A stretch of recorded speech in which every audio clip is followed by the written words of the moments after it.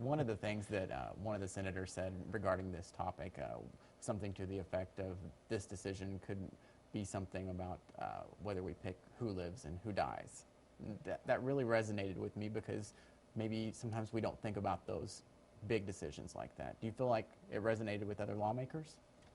Well, I think it probably does. I mean, I think if we think about some of these things, and HIV is one of those that is probably in recent memory for most of us, and to understand that the effectiveness of these medications was not there, even as of just several years ago. But there's been a tremendous progress made in that, and so what we've seen is people really able to lead pretty long, productive lives as a result of that.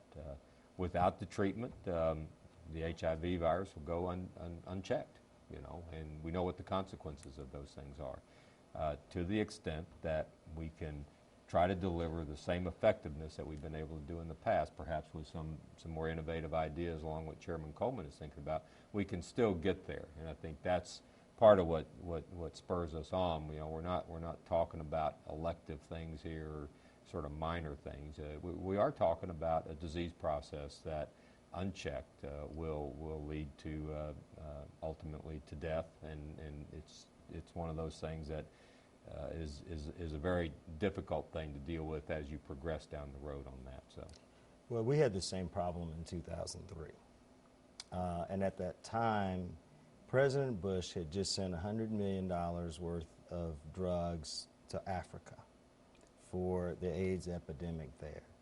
And it was very clear that Texas should do the same for its own people. And the Houston Chronicle did an editorial on it. I think we have to be able to find solutions and know the difference between something that is life and death and something that isn't. So in the final analysis, our priorities have to be to make sure that people who would die don't. And I think we can figure out how to do that, but we may need some help from the counties. We may need some help from some other people to do it, and not, because we can't do this just by ourselves, and that's really important too. Everybody wants what they want, but this one is particularly a problem, so that's why I've been trying to look for an unconventional solution, because we have to do something. I'm going out and looking for something that might be able to take care of it. I just hope we get there, but I think that this must be done, so I'm just putting on the thinking cap, make sure we help Chairman out here. And we welcome that. Yeah. So in other words, it's really important, but everybody doesn't have time to do everything, so some things like mental health and HIV, those are things that really are a challenge, and they really lose big because they're not Medicaid. So we have to go look at a way to make it work.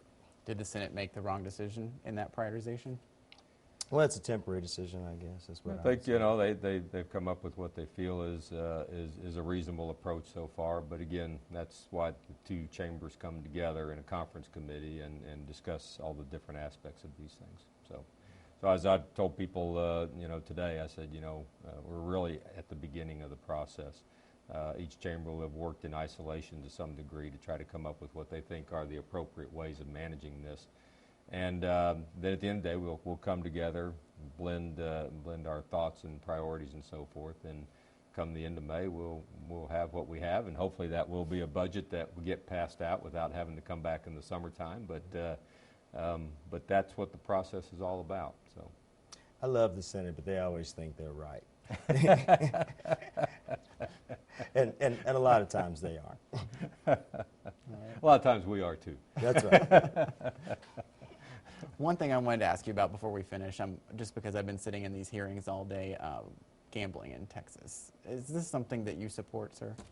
I am a neutral leaning no, because there are impacts that come from gaming. We think of going and gambling now as an excursion. So it's a fun thing. We go out of town, we go, people go to the Bahamas, they go to Louisiana, they go to Vegas. But a lot of folks have never had a casino in their backyard. And that's a different thing. My mother-in-law lived in Las Vegas for 10 years.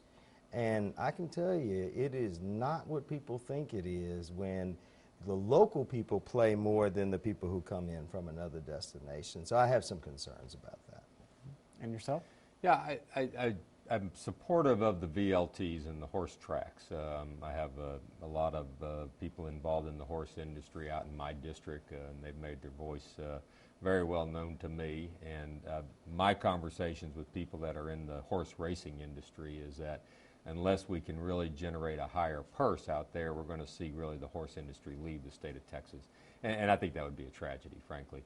And so if the VLTs at the horse track are the answers, then I'm supportive of that. With casino gambling, I have some of the same reservations that Chairman Coleman has on this. I think that I know lots of people that enjoy, some gaming periodically, and they enjoy part of the travel to a different place to enjoy that gaming. And so I'm not certain that it would bring the same spirit if we had it in our backyard.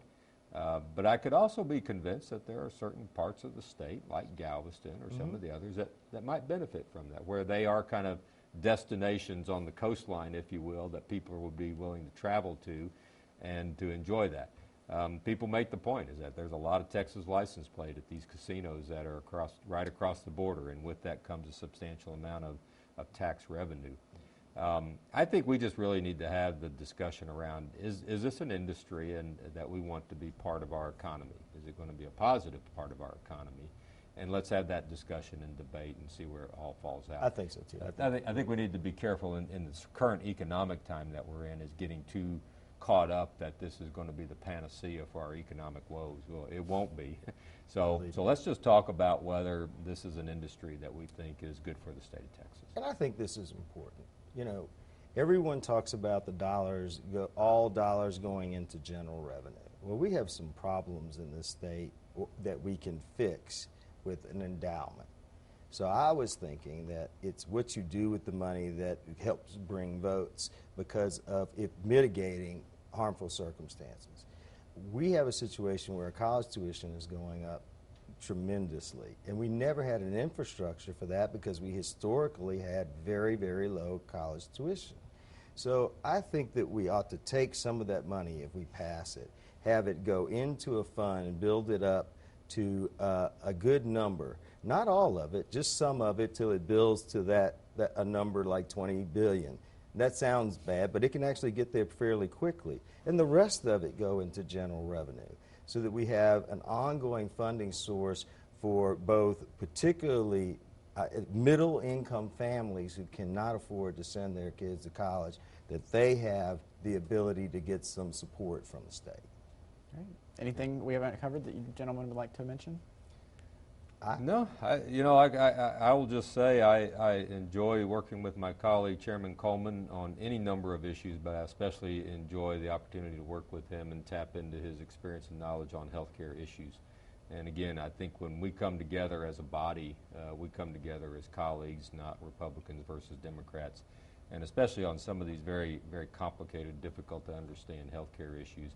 Somebody who has been so deeply involved in healthcare policy like Chairman Coleman has is really a great asset to the state, and I appreciate his willingness to work and commit the amount of time and energy that he does to it. Yeah. So. And the most important thing is that you have thoughtful people serving, and he's a very thoughtful person. And again, we have to do what's best for Texas, not what's best for ourselves. And that's what's really important. And that's a collaboration of ideas that come from across the spectrum. And that's where we usually find the best ideas. There's not any one idea in there that belongs to any one person, but there's an amalgamation of those ideas. And I think that's where the legislature has to continue to go to deal with the future of the state of Texas.